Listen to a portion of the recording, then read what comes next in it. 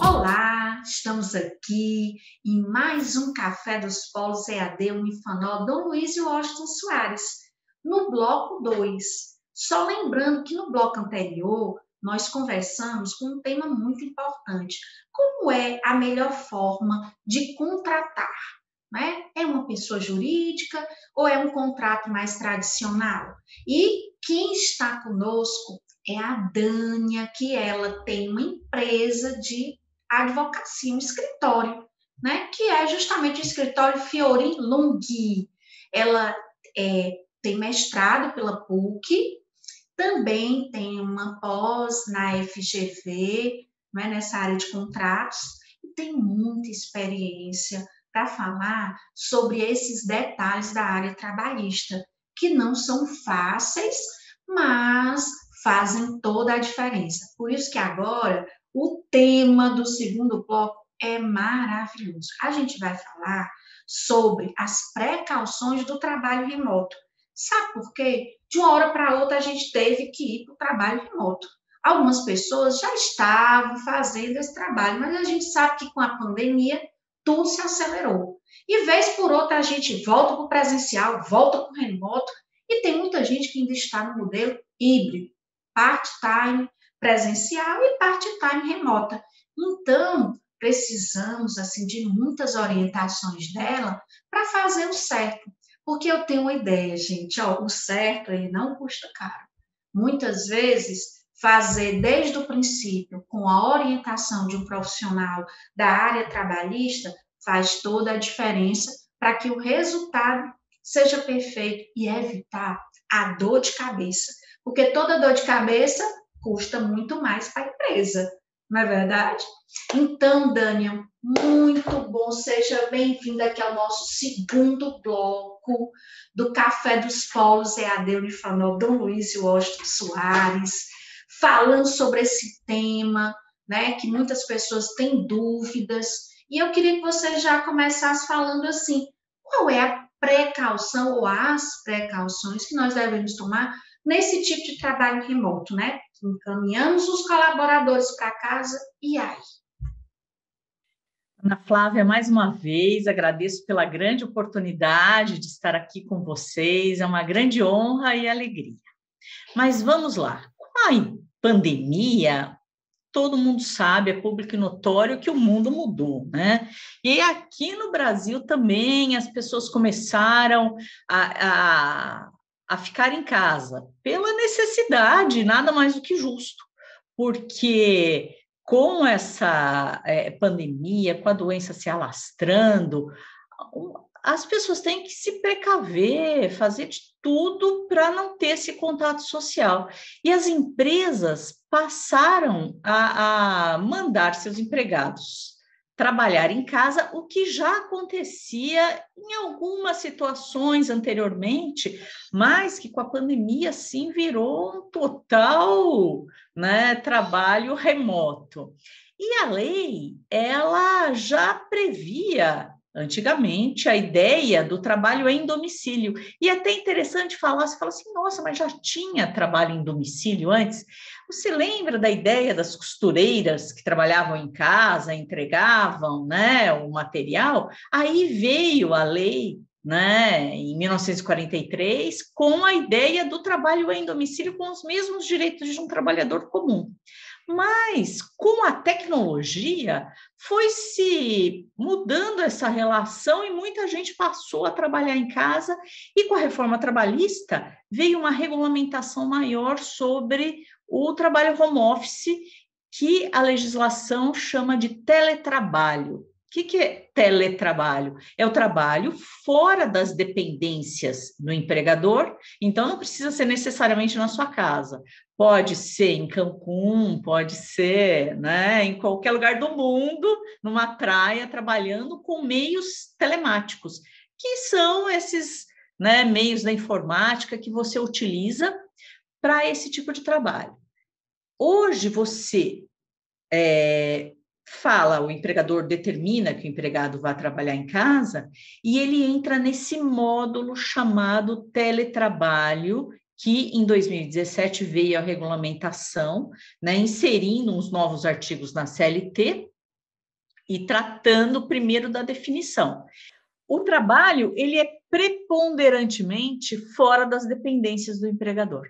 Então, se você vai uma vez por semana, ou ele te chama para uma reunião ou outra, continua sendo o teletrabalho. Para isso, tem que ser feito um adendo contratual, né? Então, esse adendo contratual, ele vai esclarecer quais as condições que devem ter este contrato de teletrabalho, né?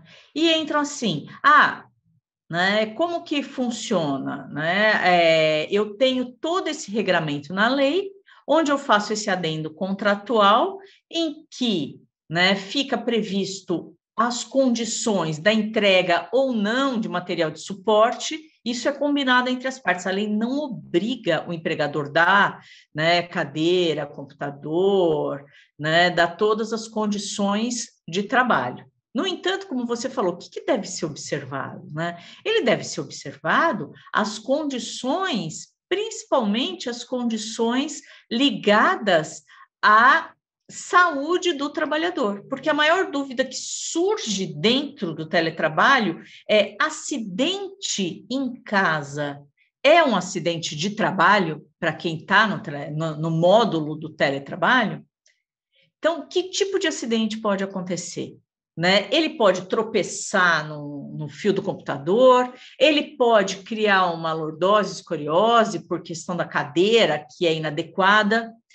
E aí vem a própria lei e esclarece que o empregador ele tem que dar um termo escrito para o empregado de todo o desenvolvimento do trabalho em relação à saúde e segurança do trabalho, né? E aí esse empregado deve aceitar expressamente para que o empregador se exima de responsabilidade. Por quê? Porque ele orientou a forma com a qual deve se desenvolver o trabalho em casa.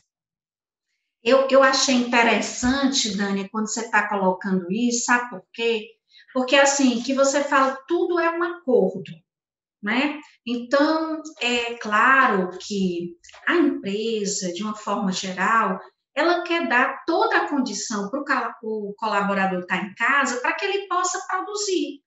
Então, é natural o computador, um equipamento que seja necessário para que ele possa realmente fazer um bom trabalho. Porém, esse item do acidente de trabalho, isso é uma coisa tão sutil, né? Porque, veja, eu estou em casa e tenho um cachorrinho. Aí o cachorro corre, eu vou correr atrás do cachorro e caio, não é? E aí? Estou no horário do expediente. Aí, é ou não é acidente de trabalho? Começa uma confusão, né? Então, é interessante que isso esteja dito, o que realmente deveria constar. E a minha pergunta é: você, dando assessoria para as empresas, o que é que você orienta que deva constar nesse termo? Para ser uma coisa justa, porque eu acho que aqui, né, a nossa legislação trabalhista, ela teve uma série de reformas. Interessante a gente ver que o teletrabalho, né, foi falado com antecedência antes da pandemia, a gente agora está tendo que botar em prática de uma forma mais ampla, mas isso é um avanço, porém, existem várias nuances da lei que têm que ser regulamentadas e eu acho que até registradas. E como é que se orienta esse registro? Né? Porque temos Então, aqui muitas empresas pequenas que estão começando, que podem ter essa dúvida de como fazer esse registro. Então, eu tenho, né, prestado serviços para as empresas nesse sentido, o que eu chamo de parecer orientativo, onde eu trago todos os regramentos da forma de desenvolvimento do teletrabalho. E aí, um deles é um termo, né, que eu disponibilizo, que o empregado, a empresa orienta em todo o trabalho em casa. Atenção quanto ao piso molhado, atenção quanto ao sapato que você utiliza. Então, ela dá toda uma regra, embora pareça óbvio, mas né? Como diz o ditado, o óbvio tem que ser ressaltado, porque para muitas pessoas não é óbvio. Então, você tem ali que dá todo esse regramento. Com isso, se ele tropeçou no cachorrinho e a empresa já tem todo esse regramento para ele ter atenção, né, quanto ao desenvolvimento das atividades na casa, ela, em princípio, estaria excluída de culpa. Por quê? Porque ela orientou. Agora, se ela não tem esse regramento e ele tropeçou no cachorrinho, aí a discussão vai longe, né? Por quê? Porque a lei diz expressamente que ela tem que falar para o empregado e ele tem que assinar o termo de aceite quanto às orientações. E você não deu essa orientação. Então, você descumpriu a lei, né? E a questão do próprio trabalho remoto. Então, você precisa de um adendo contratual. Não é só mandar ele para casa, né? Notadamente quanto à jornada de trabalho. Ele está em casa, não está, né? E aí ele fica nesse espaço perdido. Por isso que o ideal é você registrar tudo isso. Porque na hora de uma reclamação trabalhista, o que a gente precisa? Do documento, né? E antes disso, como você mesmo falou, né? Eu vou querer o quê? Economizar em equipamento para o empregado? Quem vai sair prejudicado é a empresa. Por quê? Se ele não tem uma internet boa, se ela não paga a internet, é ela que vai ser prejudicada quanto ao acesso do empregado, né, no sistema dela. Então, é aquela coisa assim, não é um gasto, é um investimento no desenvolvimento das atividades. Por outro lado, ela também está economizando, porque ela não, a partir daí ela não vai pagar vale transporte, né? Então, é uma economia que ela vai ter. Ela não precisa mais pagar vale transporte, não vai ter gasto com energia elétrica. E muitas empresas estão reduzindo o espaço, né? Uma delas que eu prestei serviços, ela tinha um espaço de mais de 300 metros quadrados para a equipe dela, era até um escritório de contabilidade. E ela reduziu um espaço para 80 porque a equipe está hoje em casa. Então, houve uma economia da empresa que o ideal é ter esse balanceamento. Exatamente. Então, eu queria, assim, só destacar uma última pergunta, porque a gente já está caminhando aqui para o final, mas assim, e quando a pessoa mandou o funcionário para o trabalho remoto e já voltou todo mundo para o presencial e por acaso não fez essa diretriz? Pode fazer nos próximos momentos de trabalho remoto, Isso. que agora não tem como retroceder, já foi, graças a Deus, ninguém se acidentou, né? Eu estou dizendo isso porque vai que alguém está aqui nos assistindo e fica angustiado, hein? Mas se acalma. No próximo a gente acerta. Isso, o ideal é no próximo já deixar pronto o material para que quando acontecer de voltar para um trabalho remoto, ou se nem precisa de pandemia, né? Se ele decidir passar parte da equipe dele para o trabalho remoto, ele já faz toda essa documentação, já deixa tudo isso pronto e transfere. E uma última perguntinha, esse tema é muito interessante, tem sempre uma pergunta sobre a assinatura, né? Como hoje a gente tem a assinatura digital, então, se o colaborador tiver uma assinatura digital, ela também pode ser utilizada nessa documentação, não é verdade?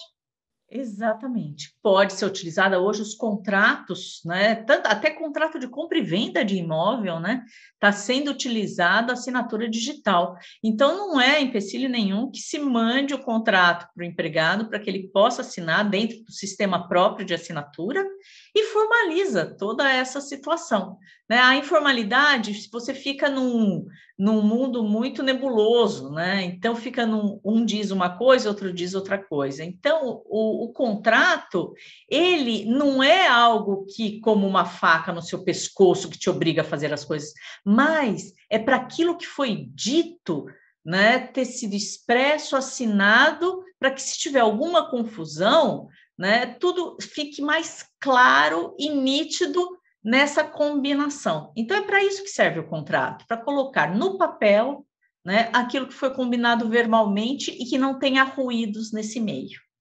Essa é a sugestão que a gente Perfeito. dá. Olha, chegamos aqui ao final do nosso segundo bloco do Café dos Polos EAD Unifanol Dom Luiz e Washington Soares. Olha, Dânia, esclarecedor demais esse segundo bloco.